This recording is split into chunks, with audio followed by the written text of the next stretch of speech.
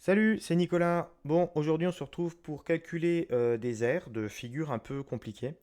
Et on va en fait se rendre compte qu'elles ne sont pas toutes très compliquées. On y va pour la première, elle est là. Pof.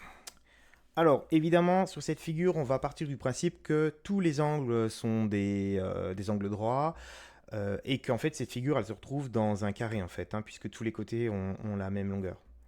Donc en fait, on se rend compte très rapidement que si on prend par exemple le morceau qui est ici, et puis qu'on vient le mettre ici, ben en fait, on obtient ici un carré entier, et là, il n'y a plus rien. Ensuite, évidemment, on va faire la même chose ici, donc on va enlever ce morceau, on va venir le mettre là, et on obtient un deuxième carré ici. Ici, on voit qu'un côté, ça fait 1 cm, donc ça veut dire que tous ces carrés ici, ils ont un codage, donc ils font tous 1 cm. Ça veut dire qu'en fait, ici, on a un carré d'1 cm de côté, et un carré ici d'1 cm de côté qui sont remplis. Et les deux autres, ils seront vides. Donc finalement, l'aire d'un carré, l'aire de ce carré-là, ici, on va faire côté fois côté. Donc 1 fois 1, ça fait 1 cm².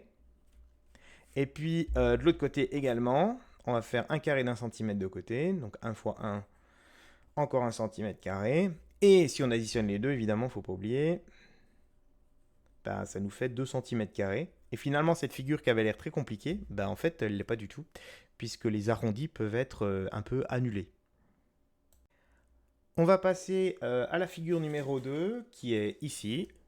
Hop.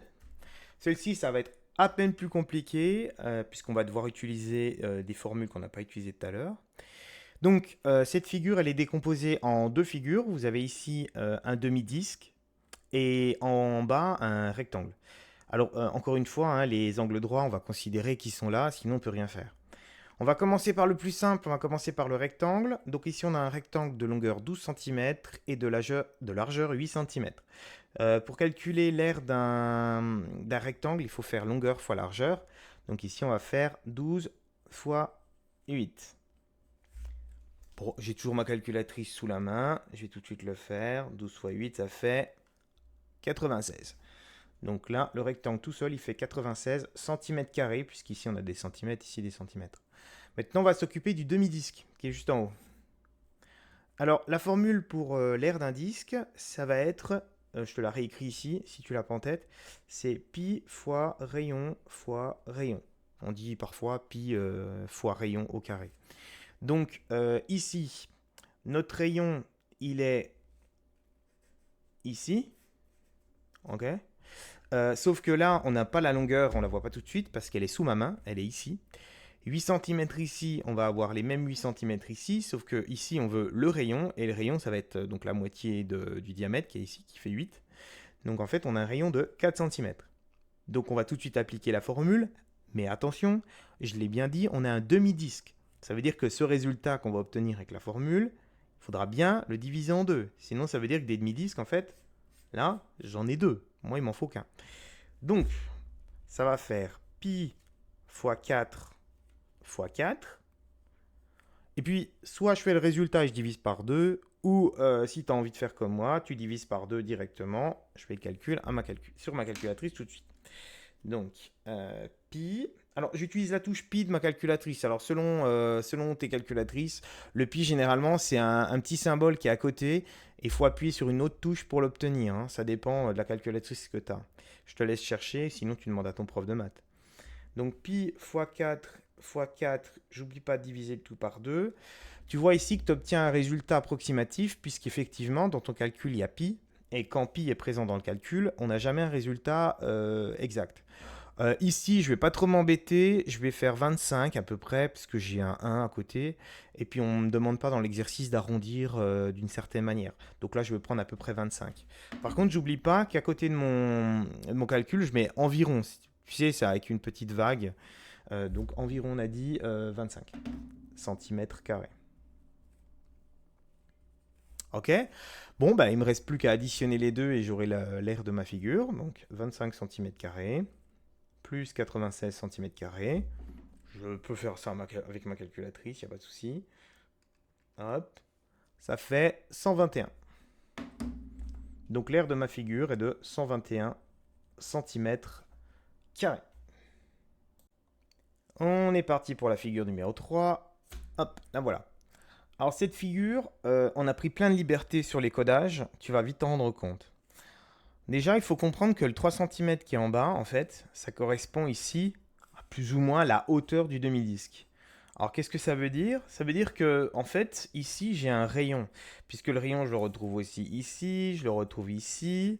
Donc en fait, ce 3 cm, je peux le mettre ici, ici et ici. Ça va m'être utile donc déjà pour faire l'aire du demi-disque qui est en bas.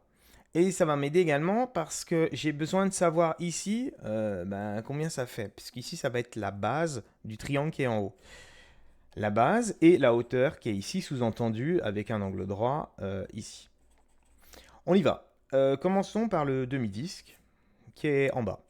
Donc, comme tout à l'heure, pour faire un demi-disque, on doit faire le disque entier qu'on va diviser par 2. Donc, pour faire le disque, l'aire du disque, on va faire pi fois rayon, sachant qu'ici, le rayon, il est donné, il est de 3. Donc, on va faire pi fois 3 fois 3. J'ai oublié un 3. Et on va pas oublier de diviser ça par 2, sinon ça va nous donner le disque entier. Nous, on est en train de faire ça, hein, si jamais. Donc, je prends ma calculatrice. Comme tout à l'heure, j'utilise ma touche pi. Fois 3, fois 3, divisé par 2. Hop. Ça me donne approximativement 14. Donc, je mets ma vague pour dire que c'est environ 14 cm². Ok, maintenant le triangle qui est en haut. Alors, tu sais que pour calculer l'aire d'un triangle, il te faut deux choses. Il te faut sa base, il te faut sa hauteur. En fait, l'idée, c'est qu'on fait un rectangle artificiel autour de ce triangle-là, qui fait ça. Hop, ça dépasse un peu. Et que ici, c'est la même chose. Ici, c'est la même chose. Et c'est pour ça qu'en fait, on fait la base qui correspond à la longueur de ce rectangle, la hauteur du triangle qui correspond en fait à la largeur du rectangle. Et quand on fait longueur fois largeur, c'est comme si on faisait base fois hauteur. Ça nous donne tout le rectangle. Et on prend la moitié, parce qu'en fait, à chaque fois, on fait la moitié ici. Donc, on y va. La base, elle est en bas. Je te l'ai dit tout à l'heure, comme le rayon, c'est 3 cm. Le diamètre ici, ça va être 3 de ce côté-là, 3 de ce côté-là. Donc, la base, c'est 6 cm. Donc, déjà, la formule. La base fois la hauteur. Et je divise tout par 2. Donc ici, ma base, on a dit qu'elle faisait 6. La hauteur, elle est ici, elle fait 3 cm. Et je divise tout par 2. 6 fois 3, ça fait 18. La moitié de 18, ça fait 9. Donc 9 cm². Un moyen de se souvenir, ça je vous l'ai déjà dit, c'est que comment on sait où est la base, comment on sait où est la hauteur, en fait, il faut repérer où il est l'angle droit.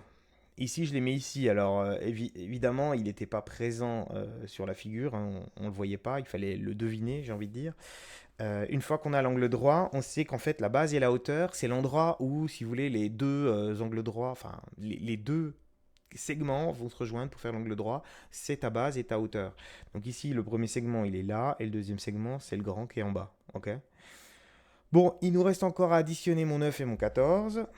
9 plus 14, ça fait 23 cm². Ok, j'espère t'avoir aidé, que cet exercice t'aura aidé à comprendre pour des figures plus complexes. Et puis je te souhaite bonne chance pour tes futurs exercices.